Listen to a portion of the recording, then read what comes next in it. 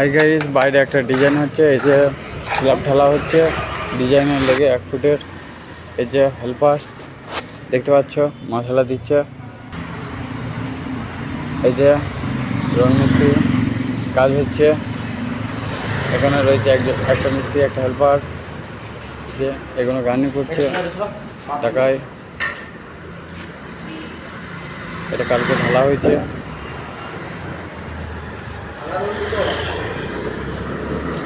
এগুলো গার্নি হচ্ছে।